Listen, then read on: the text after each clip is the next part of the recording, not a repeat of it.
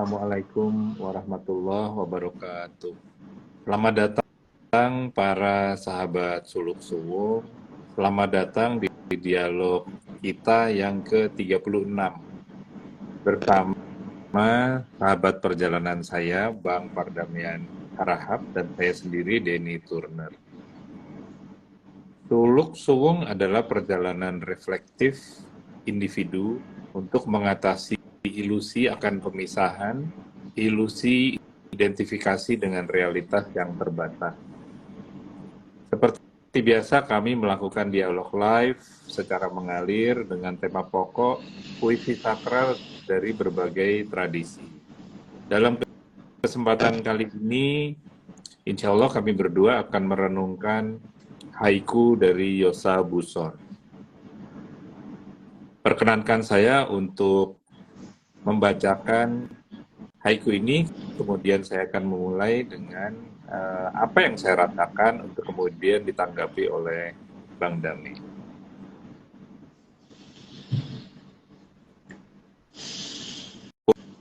Purnama musim dingin, membungkuk ke pertapa di atas titian.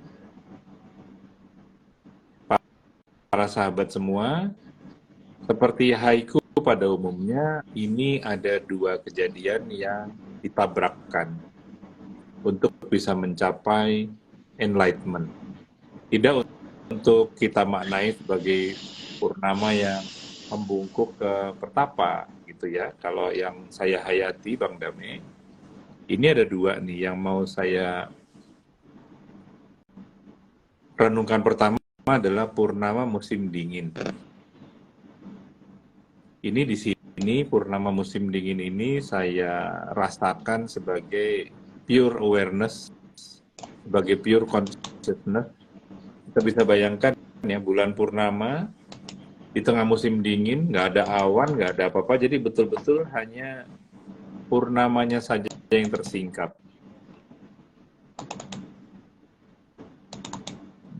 Jadi di momen itu semua ilusi itu tersingkap. Sedangkan membungkuk ke pertapa di atas titian, ini saya resapi sebagai titian itu kan perjalanannya, jembatan itu kan perjalanannya, Bang. Suluknya. Sedangkan pertapa sendiri itu kan orang yang secara sungguh-sungguh mendedikasikan dirinya itu untuk berjalan di jalan tersebut. Di sini ada satu kata yang bagi saya itu sangat menyentuh, yaitu membungkuk ke pertapa. Seolah-olah purnama tersebut menjemput. Yang saya rasakan resonansinya, Bang, adalah bahwa pure consciousness ini mengiluminasi saya, gitu. Kesadaran mutlak ini menerangi. Dan ada satu joy, satu kebahagiaan di sini, yaitu selama ini awareness itu di situ. Manakala purnama musim dingin, semua itu tersingkap, begitu jelas, begitu tampak, semua ilusi yang ada di dalam perjalanan saya itu seperti tersingkap. Dan yang saya rasakan juga, Bang, adalah ini bukan tentang achievement, melainkan ini tentang recognition. Bagaimana sih sebetulnya dalam perjalanan detik demi detik kita itu, pure consciousness itu selalu di situ.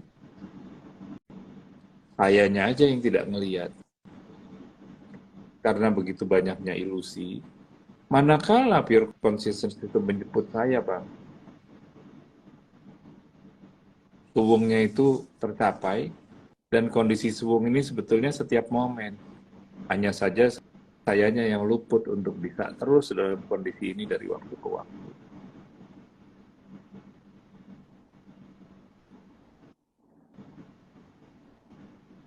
Mungkin kita mulai dari situ dulu, silahkan Bang Damai.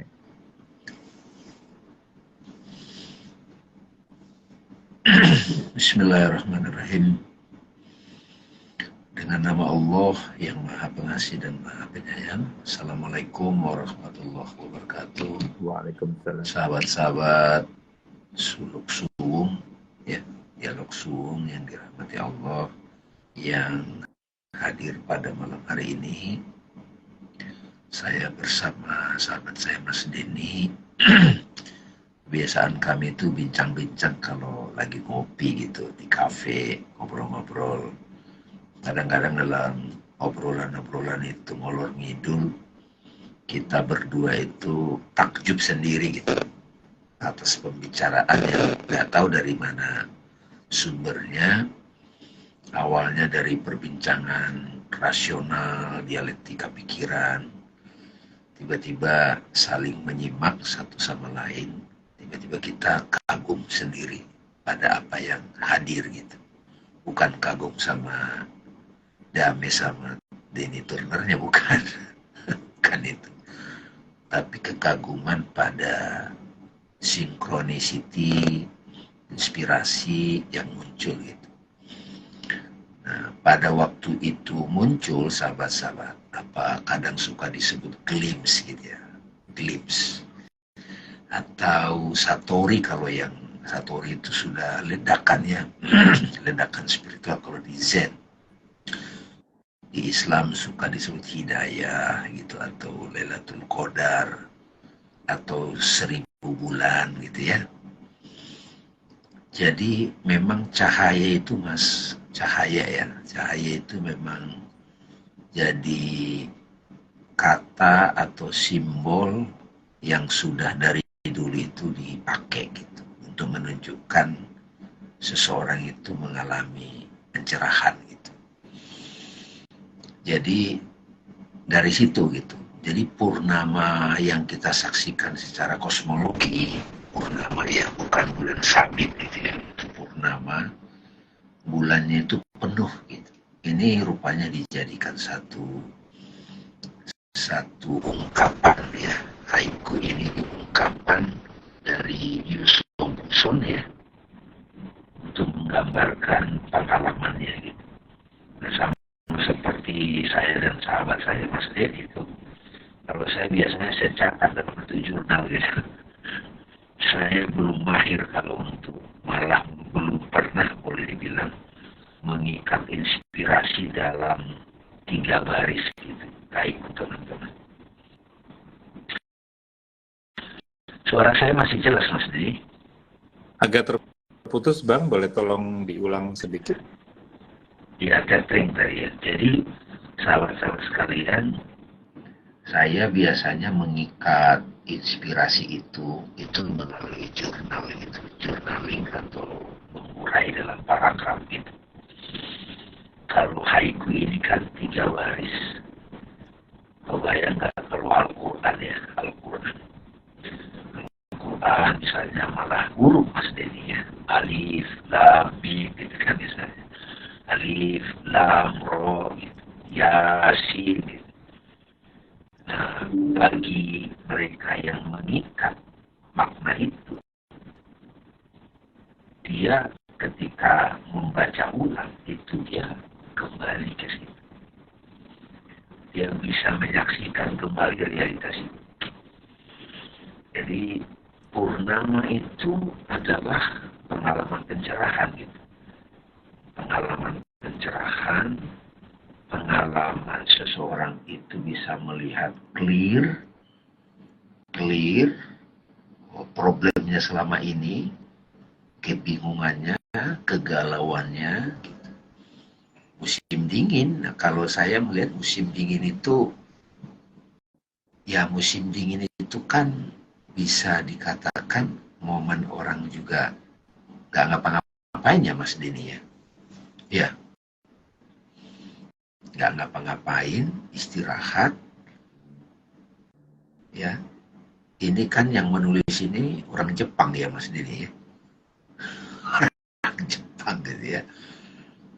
Nah, jadi pengalaman kita ya pada saat dalam kebuntuan, kekakuan, yang nge-freeze gitu ya. Nah di situ kita butuh purnama tuh. Nah metodenya gimana gitu ya?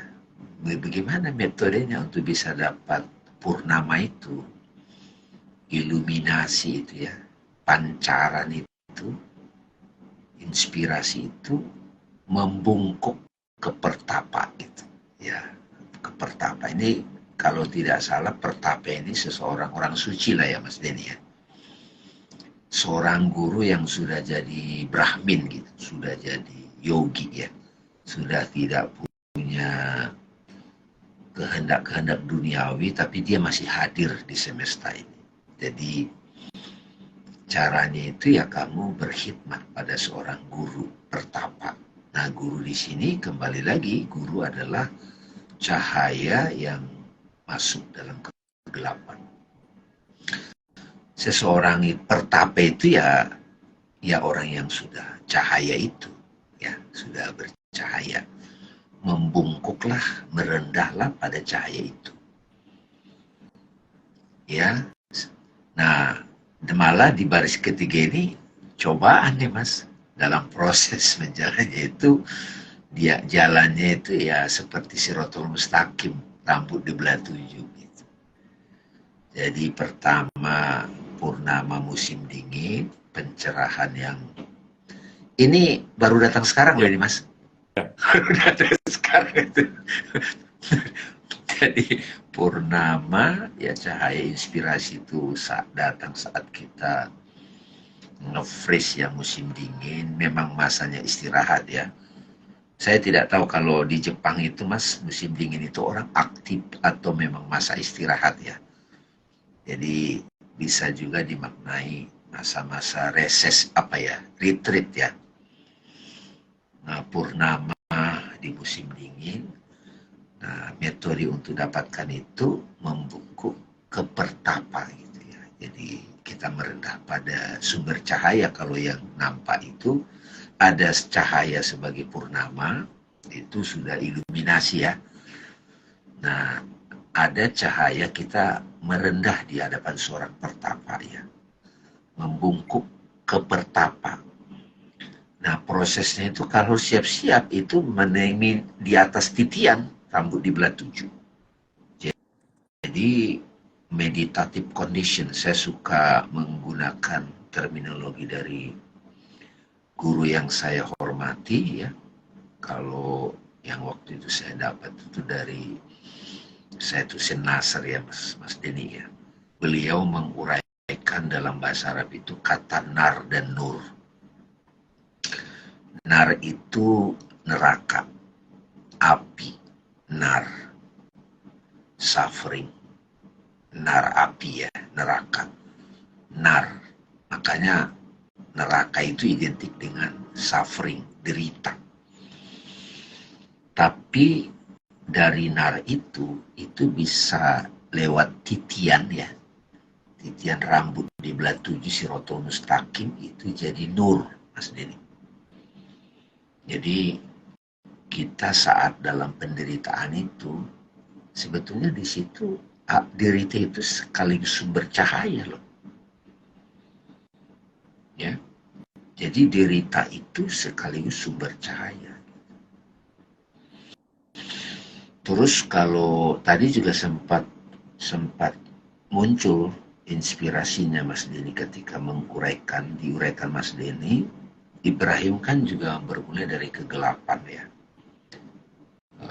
Ibrahim bermula dari kegelapan, terus melihat petunjuk itu disimbolkan dengan bintang. Bintang Mas Denny, bintang kan.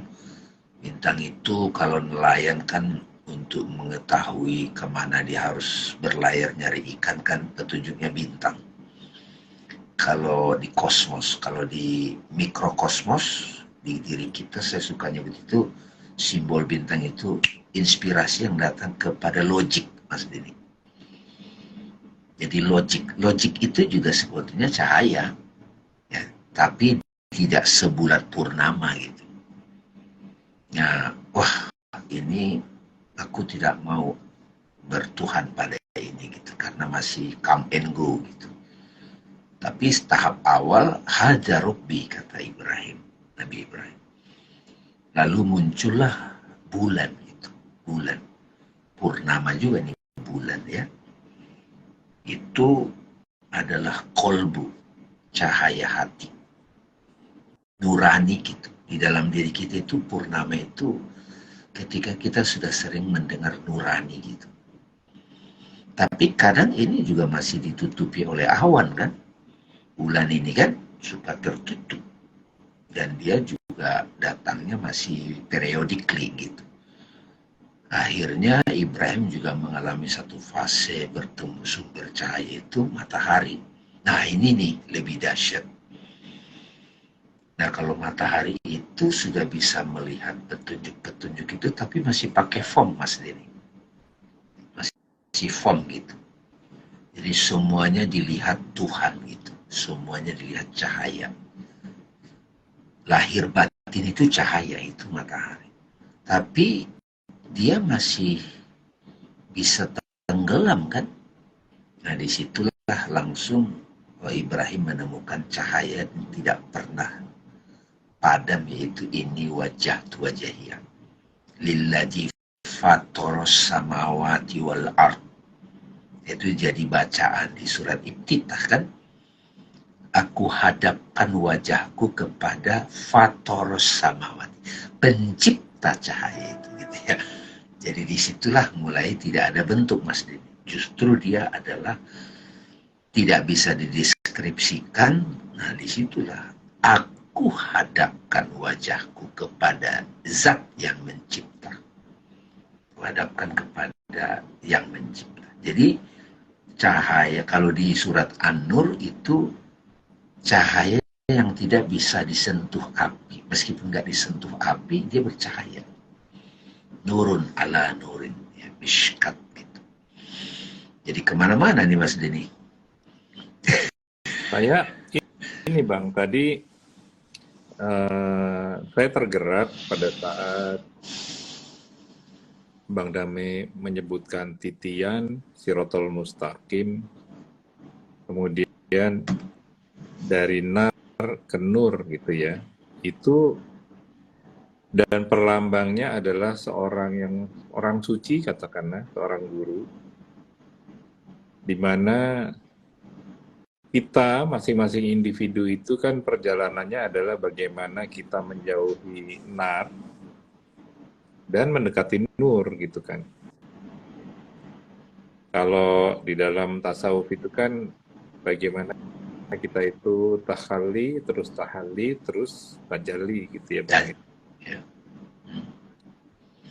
Jadi saya mendapatkan aha moment juga dari yang Bang Dame sebutkan barusan itu adalah bagaimana sebetulnya titian itu diri saya yang tertutup, yang ingkar dari Allah ini tersingkap menjadi jiwa yang terbuka, yang hidup di dalam Allah gitu kan. Pada saat itulah yang namanya pure consciousness itu seperti menjemput. Dan yang fascinating, yang membuat saya terkesima adalah bahwa sebetulnya jemputan itu selalu ada gitu. The presence of Allah itu, kehadiran Allah itu setiap momennya itu senantiasa ada. Hanya saja karena perjalanan batin saya sendiri yang 7 derajat jiwa itu kan Bang, yang membuat saya itu jadi kepleset, kesandung-sandung gitu.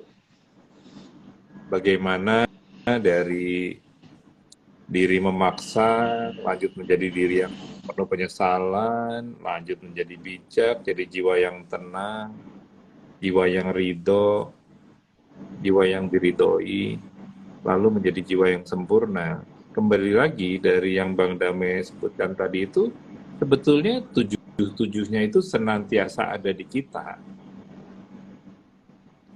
Sehingga yang saya rasakan itu, suluk ini bukan seperti kita itu misalnya maraton gitu ya, jalan linier gitu, enggak. Tapi dari momen ke momen itu sebetulnya kita lagi di frekuensi yang mana nih?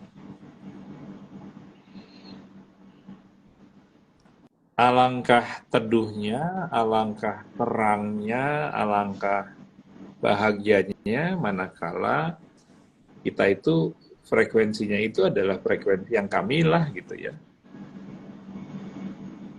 Sampai purnamanya saja itu membungkuk gitu, menjemput. Padahal setiap saat dia itu menjemput gitu kan. Kayak tadi pada saat Bang Dame menyebutkan kisah Nabi Musa misalnya. Allah itu kan senantiasa Nabi, di situ gitu. Nabi Ibrahim. Nabi Ibrahim. Allah itu senantiasa di situ. Nggak kemana-mana gitu.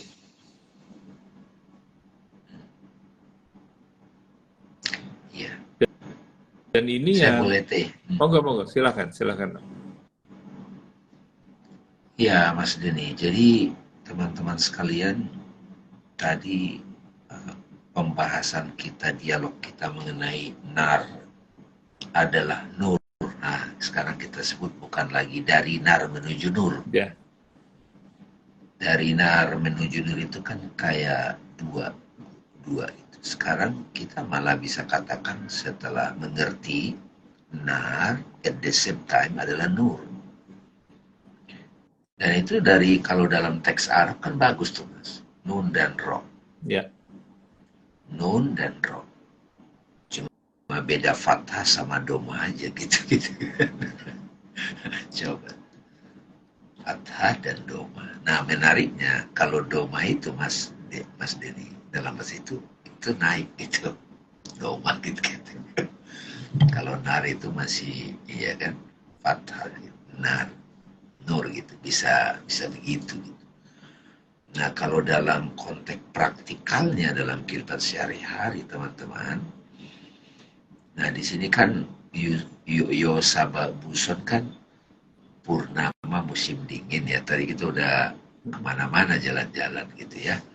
Beliau sudah menceritakan pengalamannya dapat purnama itu di musim dingin. Ya, beliau menceritakan metodenya membungkuk pada guru pertapa gitu. Yeah. Di atas titian gitu. Nah, di titian ini setiap hari nih kita nih, tiap hari menyeberangi titian itu. Ihdinas sirotol mustaqim. Nah, kalau mengenai 7 degree of soul yang nafsu ammaroh, lawamah, mulhamah, mutmainnah, rodiyah, mardiyah, kamilah, ini memang uraian yang akan dipahami oleh akal. Karena akal kan pahamnya harus ada tangga-tangga, proses awal akhir. Tapi ketika kita udah paham nar adalah nur, maka kita tidak lagi mencela nafsu ammaroh sebetulnya. Itu bagian dari ekspresi. Gitu. Kalau nggak pakai ammaroh, bagaimana bisa ditegakkan keadilan? Kalau tidak ada lawamah, bagaimana kita bisa bertobat? Kalau tidak ada mulhamah, bagaimana kita bisa membagi-bagi kan, memilah-milah? Kalau tidak ada mutmainnah, bagaimana kita bisa menyadari kekosongan gitu? Jadi ini sekarang juga nih baru jadi nar adalah nur. Derita kalau kata Rumi, luka adalah masuknya cahaya. Jadi di luka itu terbuka cahaya.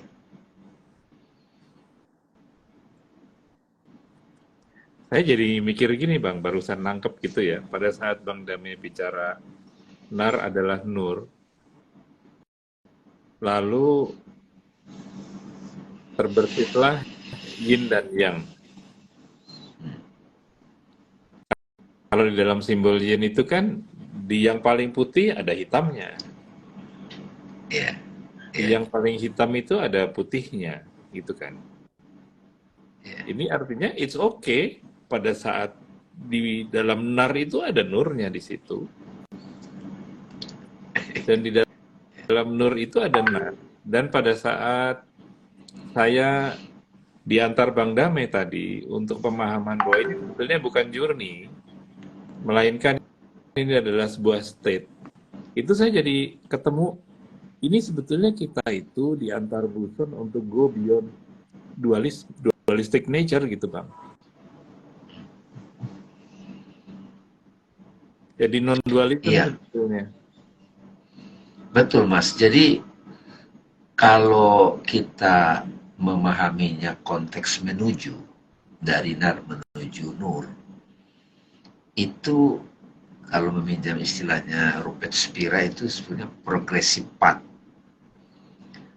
Jadi kebanyakan kita itu memahami bertemu Tuhan itu menuju. Karena kita datang dari diri yang sudah terbatasi oleh individu. Buktinya apa? Aku adalah badan. Jadi I identify myself with a body. Terus I identify myself with a mind, person, pemikiran, perasaan, history. Nah, begitu kematian terjadi, ya, sang hidup yang selalu menggerakkan tubuh ini, membuat pikiran itu dinamis. Sebetulnya, ya tetap itu.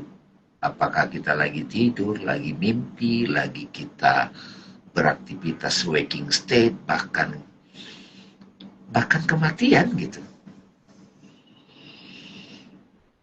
Jadi mudah-mudahan dengan perspektif ini kita jadi punya jurus nih menghadapi situasi. Kita tidak menolak ada tahapan seperti derajat-derajat jiwa, ya tahapan kemajuan itu memang kerja, karakter, sifat, nature-nya, akal. Tapi sebetulnya ada direct path, self-inquiry. Dalam sedih ini ada aku loh. Dalam senang itu ada aku loh. Siapa sebetulnya yang menyadari sedih itu? Siapa yang menyaksikan senang itu? Siapa yang menyaksikan cemburu itu? Siapa sebetulnya yang mendengar perbincangan ini? Siapa ini yang bernapas? Bukankah saat kamu sedih, saat kamu duka, saat kamu gembira, kamu tetap hidup denganku. Aku selalu bersamamu dimanapun kamu berada. Cuma lagi-lagi akal, di mana engkau? Aku dekat. Ya sedekat apa? Ya lebih dekat dari urat leher. Jadi progresif path itu selalu nanya gitu. Bagaimana saya bisa mengatakan saya mau menuju diri saya gitu kan? Ini loh Bang, barusan ini saya jadi memaknai ulang lagi haiku tersebut. Ya. Karena begini, ternyata alam pikir saya ini secara otomatis membuat saya melihat titian tersebut sebagai sebuah perjalanan. Tanpa sadar, iya kan? Tanpa sadar, ini menjadi sebuah progressive path. Padahal, kalau tadi baru saja kita renungkan bersama, itu bisa saya pahami sebagai sebuah state, bukan station. Sebuah state. Ada titian di situ, ada petapa, ada purnama membungkuk, dan pada saat ini saya pahami sebagai state dan bukan lagi station atau perjalanan atau journey, mendadak saya melihat ini beyond time, beyond space. Dan yang saya rasakan kemudian adalah timeless, spaceless, non-duality. Ultimate reality itulah yang jadi membuka dirinya gitu ya. Jadi mendadak saya melihat, waduh ini haiku ini ternyata membuka beyond phenomenal world. Lagi. Iya, spark. Iya. Ada yang menarik Mas Denny lagi, ketika tadi kita mengerti, memahami haiku ini dari progressive path, itu kan jadi ada urutan kan. Jadi titian itu kita lihat sebagai suluk gitu, perjalanan. Tapi ketika kita mulai ke direct path, ya, dalam nar itu juga ada aku, dalam nur itu juga ada aku, ini mulai dilihat sebagai state. Atau ibarat permata nih, permata itu ada sudut ini, tapi satu permata gitu. Ya bahasanya apa itu, state ya, bukan makom. Jadi angle gitu ya, angle-nya gitu kan. Tapi setelah kita sadar bahwa itu adalah permata yang satu, kalau dalam yin yang itu bukan lagi hitam putihnya, tapi kekosongannya Mas Denny, bulatnya, maka ada yang ketiga lagi, pathless path, jalan tanpa jalan. Jadi di semua pengalaman, yaitu jalannya. Di semua pengalaman, itu yang disebut kalau Lao Tzu, tahu itu jalan sekaligus realitasnya gitu.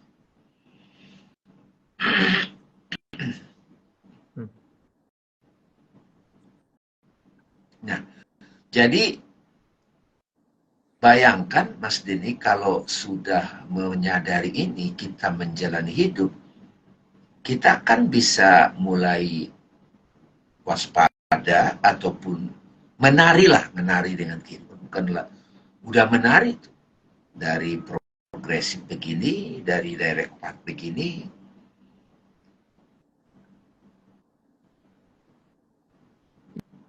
Dari pathless path itu sudah semua metode adalah metodeku.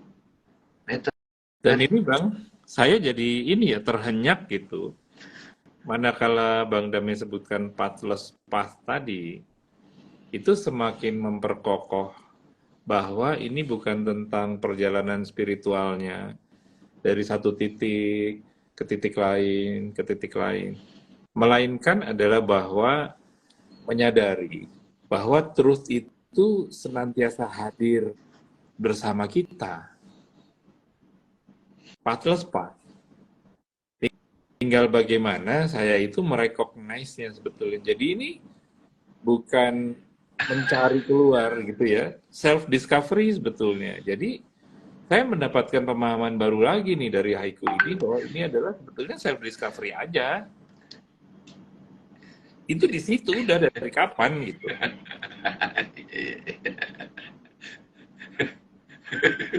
Dan ini kan hakikat dari self inquiry kan itu sebetulnya. Iya, direct path ya. Ajaib ya.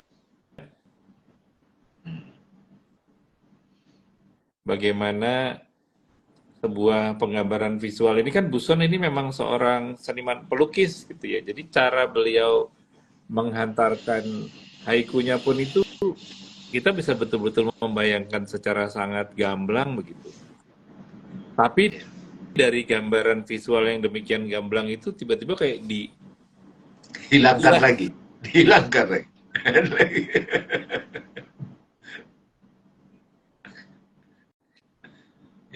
Ini mudah-mudahan para sahabat ini ya bisa menghayati excitement kami berdua gitu.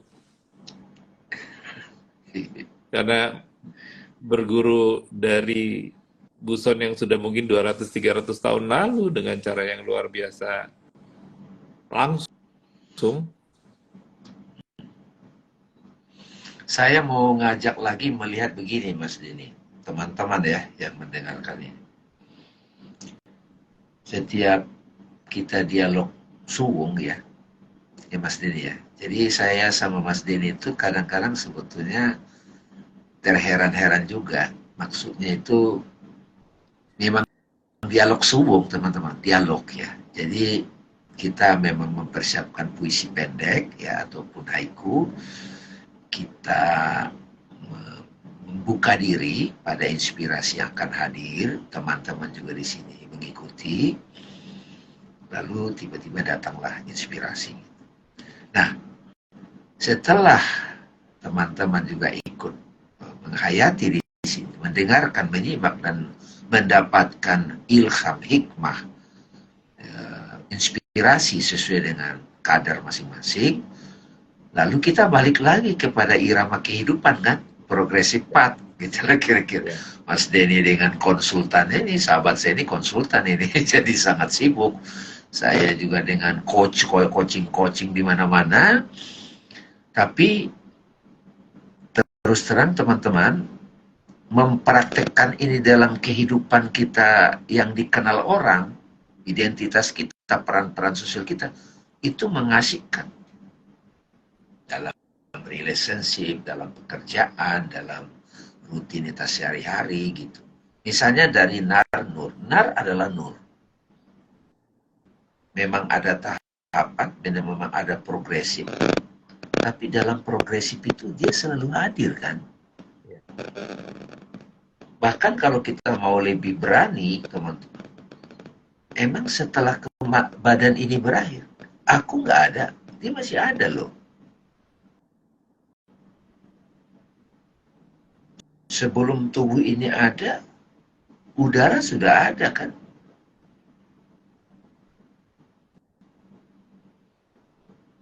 Nah ini udah mulai bicara eternity, keabadian. Karena kalau sudah bisa recognition itu, the reality, recognition, discovery, itu membantu kita untuk mulai pelan-pelan perspektif tentang kematian berubah total. Ketakutan terhadap kematian itu mulai gone gitu, pergi. Nah, saya mau ngajak ke situ, Mas. Setelah kita menghayati ini, menangkap sesuai kadar kita masing-masing, nah gimana nih? Coba kita lihat, kita mulai praktek. Itu yang disebut ada keseruannya sendiri, bahkan boleh saya katakan paling tidak dari sudut pandang saya, Mas.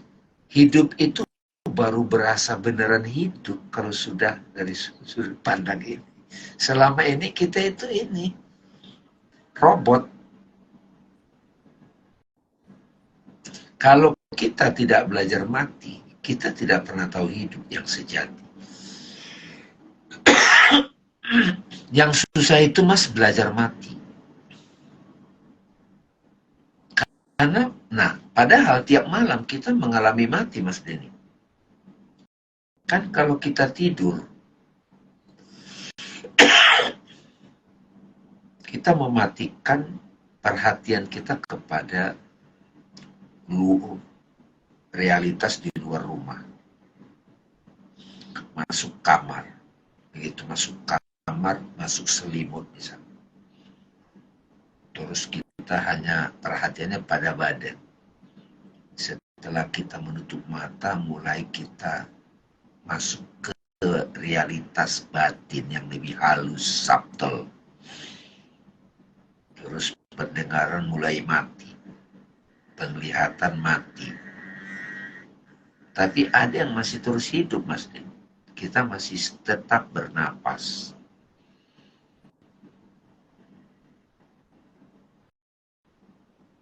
Nah, saat kita bernapas saja, sudah tidak ada laki, nggak ada perempuan. Nggak ada tua, nggak ada muda. Nggak ada masa lalu, nggak ada masa depan. Itu semua kita mengalami tiap malam. Ini ajaibnya, Bang, pada saat Bang Dame menyatakan tentang kematian itu ya, saya merasa bahwa haiku itu tadi mengantar saya untuk mati secara instan dan abadi secara instan juga gitu. Ya, ya, itu keren juga itu. Ya. Artinya yang saya rasakan semua ilusi itu dilepas, semua ego dilepas, itu kan mati ya sudah ya. Dan at the same time merasakan eternity. Oh, abadi itu rasanya ya. Iya, benar. Mati itu begini rasanya, abadi itu begini rasanya gitu. Cuman karena kita terlalu sibuk pada progresif segala macam, kita nggak ngeh. Padahal kita udah sering mencicipi. Dan guru pertapa itu sebenarnya ngasih tahu itu. Makanya dia simbolnya titian, Mas. Jadi kayak switch aja.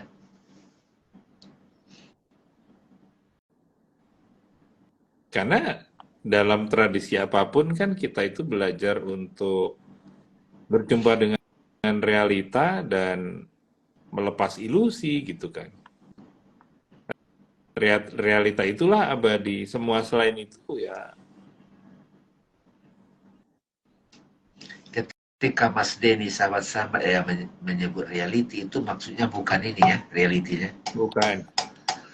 Bukan, Itu bukan. semua itu. Maya itu. Iya, iya, iya. Ya, oke. Alhamdulillah. Para sahabat semua, saya betul-betul apa ya, terharu karena seperti Bang Dame sebutkan tadi itu, ini seperti kalau bermain musik itu jamming gitu ya, nggak ada persiapan apapun kecuali memang hadir seutuhnya untuk mungkin menyikapi saja bukan istilah yang tepat juga gitu ya, untuk terresonansi, tergetarkan, tidak punya praduga-praduga sebelumnya, tidak ada persiapan-persiapan sebelumnya, betul-betul ini dihantar kemana sih oleh haiku ini. Dan dalam kesempatan malam ini, saya betul-betul mendapatkan begitu banyaknya pemahaman-pemahaman baru ya.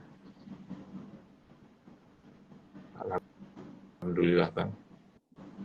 Alhamdulillah. Kayaknya kita perlu dengarkan ulang nih ya. Yes. Sudah lupa soalnya tadi ngomong apa.